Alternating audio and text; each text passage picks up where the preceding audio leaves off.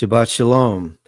We're going to be looking during this Shabbat lesson at the title, The Vineyard of the Most High, the Vineyard of Yah, and it's in relationship to the continuing instruction from the Most High that we received beginning in 2020, which told us to repair the breach, go back and rebuild. So we're going to be looking at a Bible presentation on Isaiah chapter 5, verses 1 through 7, and also Isaiah chapter 11, verses 1 through 5. And as you can see, I've listed the reference for this particular series of slides. They're not mine, but the author has given permission for them to be used, and I thought that they would be appropriate for what we're dealing with on this Shabbat. So we're just going to go ahead and first of all read Isaiah chapter 5, starting at verse 1. Now I will sing of my beloved, a song of my beloved, touching his vineyard. My well-beloved has a vineyard in a very fruitful hill, and he fenced it and gathered out the stones thereof and planted it with the choicest vine and built a tower in the midst of it, and also made a winepress therein. And he looked that it should bring forth grapes, and it brought forth wild grapes. And now, O inhabitants of Jerusalem and men of Judah, judge, I pray you, between me and my vineyard. What could have been done more to my vineyard that I have not done in it? Wherefore, when I looked that it should bring forth grapes, it brought forth wild grapes. And now go to, I will tell you what I will do to my vineyard. I will take away the hedge thereof, and it shall be eaten up, and break down the wall thereof, and it shall be trodden down. And I will lay it waste, it shall not be pruned nor digged, but there shall come up briars and thorns. I will also command the clouds that they do not rain upon it. For the vineyard of the Most High of hosts is the house of Yasharel, and the men of Judah his pleasant plant. And he looked for judgment, but behold oppression, for righteousness, but behold a cry. So we're just going to spend a few minutes talking about those few verses. And as it says here, the vineyard that is being referenced has been planted by the Most High. So he took an area of land, he planted grapes, and among the grapes that he planted, or the vineyard that he planted, there was one plant that was more fruitful than the rest of them, and that's who Judah was. The vineyard was the nation of Israel. Judah was the plant within the nation of Israel. And he also put a watchtower inside so that people who had been given the charge could watch over the vineyard. And he also put a wall around it. The scriptures talk about it being a wall and a hedge. When you look those words up in the Old Testament, in the Tanakh, they only occur a handful of times. The hedge, I think, occurs twice maybe, and the wall that is being referred to maybe 3 times, but they're not used a lot. But every time they're used, it's always about Yasharel and the relationship that the Most High has placed in Yasharel for its protection, so that it can do what it's supposed to do as his vineyard. Okay, so this slide just represents inside of that vineyard, Judah, what Judah was supposed to be doing, which was to be that fruit and produce the fruit. Purpose of the vineyard is to produce, in our understanding, grapes. And the grapes are to be used to refresh the people and to be able to refresh other people. So Israel is that vineyard, in terms of the spiritual connection. And inside of that vineyard, we have Judah. So when Isaiah is speaking, he's speaking to his people so that they understand their position from the Most High's perspective.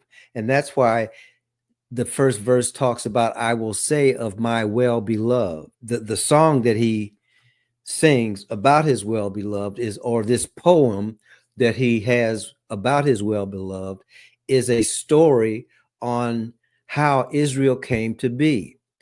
This is a very important piece. Let me see if I can go back a little bit. Yeah, this is what Israel looks like when the Most High is not involved. It doesn't exist. Israel only exists because the Most High created it, and he created it for his purpose, not for Israel's purpose.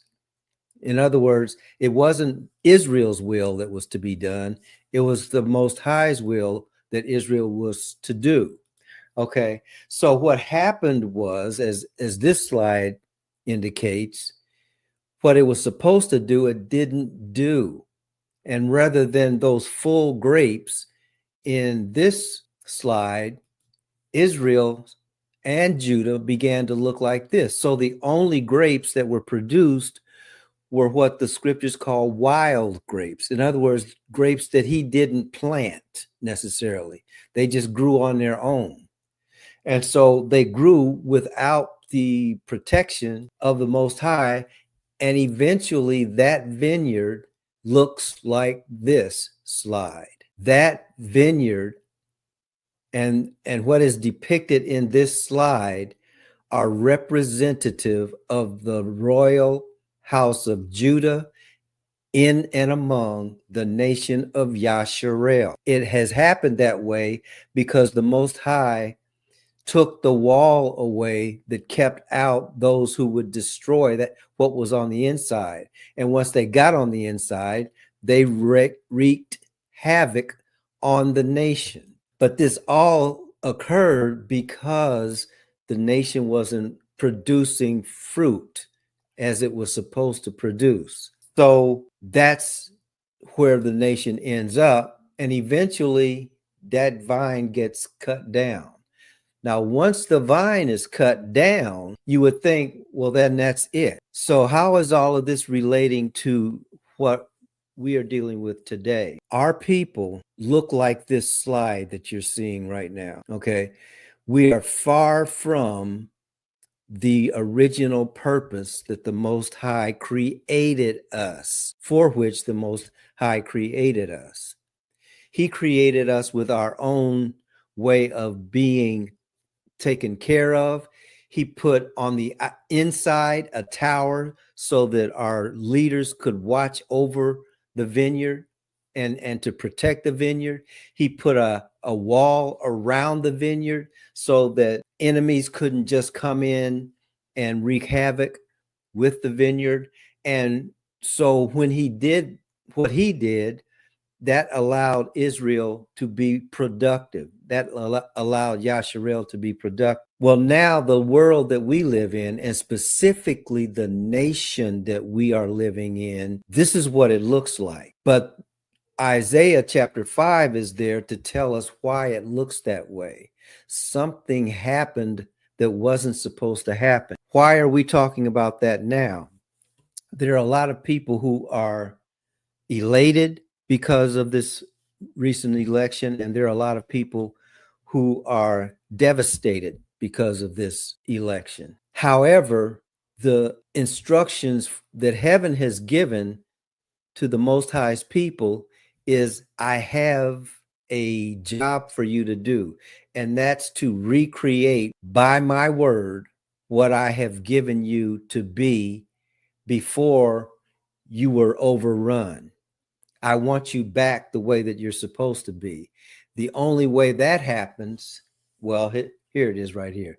For the vineyard of the Lord of hosts is the house of Yasharel, and the people of Judah are his pleasant planting. He expected justice, but saw bloodshed, righteousness, but heard a cry. Isaiah chapter 5, verse 7. there are ramifications for what Judah has done and for what Yasharel has done. Justice and righteousness are supposed to be the fruit of the vineyard, the fruit of the vine. But in order for justice and righteousness to be the fruit of the vine, the vineyard has to be restored. And regardless of who is in the position of the leadership of this land or any other land, the Most High's people have still been given the same charge. If anything, these days and these times should energize us rather than devastate us and cause us to be inactive. This is the time for the Most High's people to shine. So this is what the Hebrew word for justice looks like. This is what the Hebrew word for bloodshed looks like, which is what we are living through right now, rather than a just world. And this is where he wants his people to be, in a state of righteousness. So the cry goes out, and that's what Isaiah is, and that's what has happened as a result of not only the election in this country, but all of the strife that's going on throughout the world. There's this cry going out from all corners of the world. The cry is for righteousness and justice. And instead, what we have is bloodshed. So that's how we get to Isaiah chapter 11, and then we'll end with that. In Isaiah chapter 11, it says, "And there shall come forth a rod out of the stem of Jesse, and a branch shall grow out of his root." What you see here that looks dead, for anyone who knows anything about trees, there are trees that get to this point, and some that get even worse than this, so they look like they're dead. But in actuality, if you look real close, you'll see a little branch, and it's got green on it. It's got green leaves on it. That's what Isaiah chapter 11, verse 1 is talking about. There shall come forth a rod out of the stem of Jesse. What's the stem of Jesse? See these roots? The roots are still there. They're still drawing energy from Mother Earth. And those roots, that's what it's called, the root of Jesse, out of Jesse's roots. Well, who planted Jesse's roots? Jesse was the father of King David. So who was Jesse's father? And it goes all the way back to Abraham. Okay. So, and if you look at who made Abraham into who he is, you're looking at the Most High. So the roots of the Most High, despite what we see of the all of the unrighteousness, all the injustice, all the bloodshed that's happening as we speak, there's a root in and among all of that devastation. The vineyard itself has been destroyed. It's been overrun. It's got briars and thorn. It's got wild grapes, but not the grapes that have been planted by the Most High. But what the Most High planted has not died. It just looks like this. And that's where we are, okay? Which is why we cannot stop. This is the time to move forward. And I'll just read this last couple of verses. Well, for right now. Again, "And there shall come forth a rod out of the stem of Jesse, and a branch shall grow out of his roots.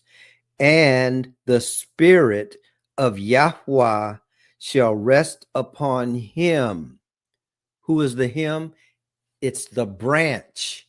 The spirit of Yahuwah is on the branch. "And the spirit of wisdom and understanding, the spirit of counsel and might, the spirit of knowledge and of the fear of the Most High, and shall make him of quick understanding in the fear of the Most High.